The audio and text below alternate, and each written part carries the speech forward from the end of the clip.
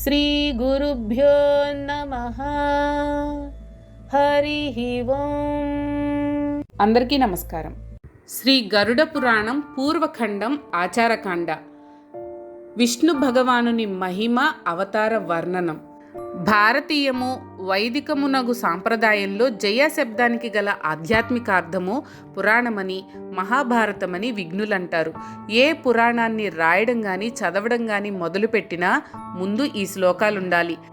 నారాయణం నమస్కృత్య నరంచైవ నరోత్తమం దేవీం సరస్వతీం వ్యాసం తతో జయముదీరయేత్.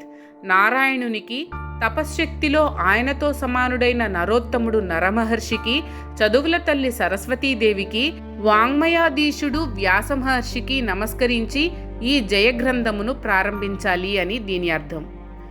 పుట్టుక కానీ ముసలితనము కానీ లేని కళ్యాణ స్వరూపుడు, అనంతుడు, జ్ఞానస్వరూపుడు, విశుద్ధ చారిత్రుడు, అనాది అయిన వాడు, పాంచభౌతిక శరీరుడు కానివాడు, ఇంద్రియములు లేనివాడు, ప్రాణులలో స్థానము కలవాడు, మాయకు అతీతుడు, సర్వవ్యాపకుడు, పరమ పవిత్రుడు, మంగళమయుడు, అద్వయుడు అగు శ్రీహరికి వందనం.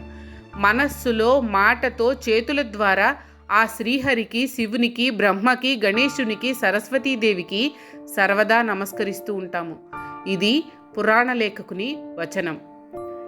ఇక గరుడ పురాణ ప్రారంభం నైమిషారణ్యంలో జరిగింది. నిమిష నిమిషానికి పవిత్రత, జ్ఞానము ఏ అరణ్యంలో పెరుగుతాయో అదే నైమిషారణ్యము. అక్కడ లోక కళ్యాణం కోసం వేలాది మునులు సౌనకుని ఆధ్వర్యంలో సత్రయాగం చేస్తూ ఉంటారు. ఇది 1000 ఏళ్ల పాటు సాగే యజ్ఞం. విశ్వంలోని మునులందరూ, ఆచార్యులందరూ, రాజగురువులందరూ, వ్యాస శిష్యులందరూ తీర్థయాత్రలకు వెళ్ళినప్పుడల్లా ఇక్కడికి వచ్చి వెళుతూ ఉంటారు. సౌనక మహర్షి అడగ్గానే కాదనకుండా తాము సంపాదించిన జ్ఞానాన్ని అంతటినీ మాటల రూపంలో అక్కడ సమర్పించి వెళుతూ ఉంటారు. ఇతరుల ప్రసంగాలను కూడా వినడం వల్ల అక్కడికే తెంచిన వారి జ్ఞానం నిమిష నిమిషానికి పెరిగిపోతుంటుంది. అందుకే అది నైమిషారణ్యం. ఒకనాడక్కడికి సర్వశాస్త్ర పారంగతుడు, పురాణ విద్యా కుశలుడు, శాంతచిత్తుడు, వ్యాస మహర్షి శిష్యుడు, మహాత్ముడు అయిన సూత మహర్షి తీర్థయాత్రలు చేసుకుంటూ వచ్చాడు. అక్కడ ఒక పవిత్రాసనంపై కూర్చుని విష్ణు ధ్యానంలో మునిగిపోయాడు. క్రాంతదర్శి అయిన ఆ మహాపౌరాణికుడు తనపై కాలు మోపగానే నైమిషారణ్యమే పులకించిపోయింది. ఆ పులకింత సౌనక మహర్షికి చెప్పకనే చెప్పింది, ఎవరో మహానుభావుడు వచ్చాడు అని. ఆయన వెంటనే కొందరు ఉత్తమ పురుషులను వెంట పెట్టుకుని సూత మహర్షిని కనుగొని ఆయన కనులు తెరిచే వరకు వేచియుండి ఆయనను సగౌరవంగా యాగస్థలికి తోడ్కొని వచ్చాడు. మునులందరూ ఆయనను సేవించి ఆతిథ్యమిచ్చి తమ జన్మను చరితార్థం చేసుకున్నారు. తగిన విశ్రాంతి ఆయనకు లభించాక సౌనకుడు మరొకమారు ప్రణామం చేసి ఇలా ప్రార్థించాడు. హే సూతదేవా, మీరు సర్వజ్ఞులు, అందుకే మిమ్మల్ని ప్రార్థిస్తున్నాం. మాకు ఈ విషయాన్ని బోధించండి. దేవతలందరిలోకి శ్రేష్ఠుడెవరు? సర్వేశ్వరుడెవరు? పూజ్యుడు, ధ్యానయోగ్యుడు ఎవరు?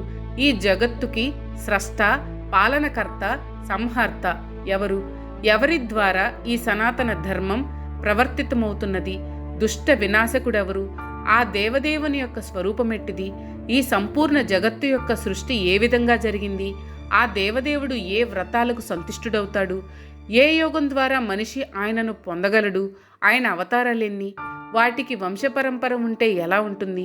వర్ణాశ్రమ ధర్మాలను నిర్దేశించి రక్షించేవాడెవరు? హే మహామతి, వీటిని అవసరమైన చోట అన్య విషయాలను బోధించి మమ్ములను ధన్యులను, జ్ఞానులను చేసి మా జీవితాలను సార్థకాలను చేయండి. ఒక్క నిమిషం పాటు కనులు మూసుకొని ధ్యానం చేసి కనులు తెరిచి చెప్పసాగాడు సూత మహర్షి. సౌనకదేవా, ఇతర మునీంద్రులారా, మీరడిగిన ప్రశ్నలన్నింటికీ సమాధానంగా గరుడ పురాణాన్ని వినిపించి నేను కూడా ధన్యుణ్ణవుతాను. ఈ గరుడ మహాపురాణము సారభూతము, విష్ణు కథ పరిపూర్ణము. మహాత్ముడు, మహానుభావుడు తన తపోబలంతో, భాగ్య విశేషంతో విష్ణు భగవానుని వాహనమై ఆయన సామీప్యాన్ని పొందినవాడైన గరుత్మంతుడు కశ్యప మహర్షికి ఈ పురాణాన్ని వినిపించాడు. మా గురుదేవులైన వ్యాస మహర్షి నాకు వినిపించి అనుగ్రహించారు. దేవతాశ్రేష్ఠుడు శ్రీమన్నారాయణుడే. ఆయనే పరబ్రహ్మ, ఆయనే పరమాత్మ. ఆయన ద్వారానే ఈ జగత్తు ఉత్పత్తి, స్థితి, సంహారాలు జరుగుతున్నాయి. ఆయన జరామరణ రహితుడు. భగవంతుడైన ఆ వాసుదేవుడు జన్మ అనగా పుట్టుకలేని వాడైన జగద్రక్షయై సనత్కుమారాదిగా ఎన్నో రూపాల్లో అవతరిస్తూ ఉంటాడు. మునులారా, ఆ పరమాత్మ మొట్టమొదట కౌమార సర్గులుగా అవతరించాడు. అంటే సనక సనందన సనత్కుమార సనత్సుజాతులుగా అవతరించాడు.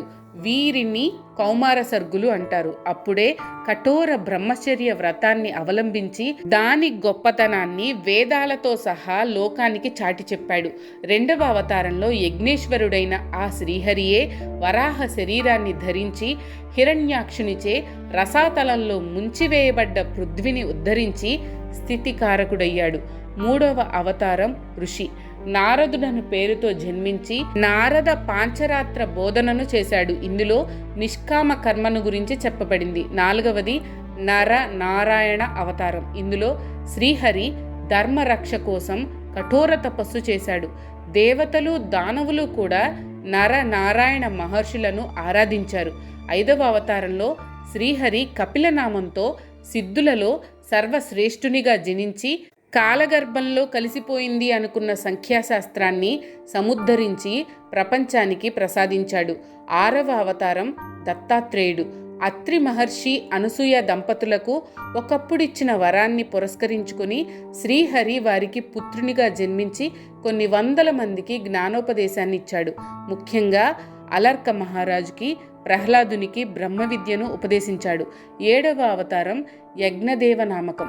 శ్రీమన్నారాయణుడు రుచి ప్రజాపతి ఆకూతి దంపతులకు మన స్వయంభువ మన్వంతరంలోనే జన్మించి ఇంద్రాది దేవగణాలచే అద్భుతమైన యజ్ఞాలను చేయించి అందరికీ వాటి పద్ధతిని బోధించి యజ్ఞదేవుడు అనే పేర పూజలందుకున్నాడు. ఎనిమిదవ అవతారం వృషభదేవుడు. కేశవుడే నాభి మేరుదేవి దంపతులకు పుత్రునిగా జనించి స్త్రీలకు పరమాదర్శంగా గృహస్థాశ్రమాన్ని నిర్దేశించి నియమాలను ఏర్పరిచి సర్వాశ్రమాల చేత నమస్కరింపబడేటంత శ్రేష్టంగా గృహస్థాశ్రమాన్ని సిద్ధం చేశాడు. ఋషులు ప్రార్థించగా లక్ష్మీనాథుడు పృథు మహారాజుగా పుట్టి గోరూపంలోనున్న పృథ్వీ నుండి దుగ్ధమును వలె అన్నాదికములను ఔషధరాశులను పిండి పితికి మానవ జాతికి ప్రసాదించాడు. ఇది ఆయన 9వ అవతారమైంది. భగవంతుని 10వ అవతారం మత్స్యావతారం. చాక్షుష మన్వంతరం చివర్లో ప్రళయం వచ్చినప్పుడు విష్ణు ఒక బ్రహ్మాండమైన చేప రూపమును ధరించి భూమినే నావగా మార్చి వైవస్వత మనువును ప్రాతినిధ్య జీవరాశులతో సహా అందులోకి రమ్మని ఆదేశించి ఆ పడవ మునిగిపోకుండా కాపాడి సృష్టిని రక్షించాడు. కూర్మావతారం మహావిష్ణువు యొక్క 11వ అవతారం. క్షీరసాగర మథన వేళ మందర పర్వతం మునిగిపోకుండా కాపాడి అమృతాన్ని తేవడం కోసం, వైద్య శాస్త్రాన్ని ప్రపంచానికి ప్రసాదించడం కోసం దేవతలను తన్ని అమృతాన్ని లాక్కున్న దానవులను మురిపించి మరిపించి అమృతాన్ని సన్మార్గులైన దేవతలకు ఇయ్యడం కోసం క్రమంగా ఆదికూర్మ, ధన్వంతరి, మోహిని అవతారాలను మహావిష్ణువే ఎత్తాల్సి వచ్చింది. 14వదైన నృసింహావతారంలో శ్రీ మహావిష్ణువు హిరణ్యకశిపుని బారి నుండి ప్రహ్లాదుణ్ణి సకల లోకాలను రక్షించాడు. 15వదైన వామనావతరణలో బలిచక్రవర్తిని పాతాళానికి పంపించి అంతవరకు అతని ఆక్రమణలోనున్న ముల్లోకాలను దేవేంద్రునికి న్యాయ సక్రమ వైదిక పాలనలోనికి తెచ్చాడు. 16వదైన పరశురామనామక అవతారంలో శ్రీ మహావిష్ణువు బ్రాహ్మణ ద్రోహులై లోకకంటకులుగా దాపురించిన క్షత్రియులను సంహరించాడు. ఆపై 17వదైన వ్యాసనామక అవతారంలో ఆయన పరాశరునికి సత్యవతి ద్వారా జన్మించి వేదాలను సంస్కరించి పరిష్కరించి బోధించి జనంలోకి తెచ్చాడు. శ్రీ మహావిష్ణువు దానవ సంహారానికై కౌసల్య దశరథుల పుత్రుడై శ్రీరాముడు అను పేర అవతరించి రావణ సంహారం, దేవతల ఉద్ధరణ గావించాడు. ఆయన యొక్క 19వ 20వ అవతారాలు బలరామ శ్రీకృష్ణులు. ఈ అవతారాలలో స్వామి దుష్ట శిక్షణ, శిష్ట రక్షణ తాను చేయడమే కాక తన వారి చేత దగ్గరుండి చేయించాడు. దానవాంశతో పుట్టిన మానవులు లక్షల సంఖ్యలో మడిసిపోగా భూభారం తగ్గింది. త్వరలోనే శ్రీహరి కీకట దేశంలో జినపుత్రునిగా బుద్ధనామంతో జనించి దేవద్రోహులను మోహంలో ముంచెత్తి లోకాలను రక్షిస్తాడు. ఇది ఆయన 21వ అవతారం. 22వ అవతారం కలియుగం 8వ సంధ్యలో రాబోతుంది. రాజవర్గం సమాప్తమై అరాచకం చెలరేగినప్పుడు శ్రీహరి విష్ణుయశుడను బ్రాహ్మణుని ఇంట కల్కి అనే పేరుతో అవతరించి లోకాన్ని చక్కబరుస్తాడు. ఇవి కాక ఇంకా అసంఖ్యాక సందర్భాలలో శ్రీ మహావిష్ణువు భూమిపై అవతరించాడు. మనువులుగా జాతి చరిత్రగతిని మార్చగలిగే మహర్షులుగా ఆయన ఉద్భవించాడు. ఓం నమో నారాయణాయ. మీకు కనుక ఈ వీడియో నచ్చినట్లయితే లైక్ చేయండి. అలాగే మీ ఫ్యామిలీ అండ్ ఫ్రెండ్స్కి షేర్ చేయండి. ఛానల్లో కొత్త నోటిఫికేషన్స్ కోసం సబ్స్క్రైబ్ చేయండి. అలాగే పక్కనే ఉన్న బెల్ ఐకాన్ని ట్యాప్ చేయండి.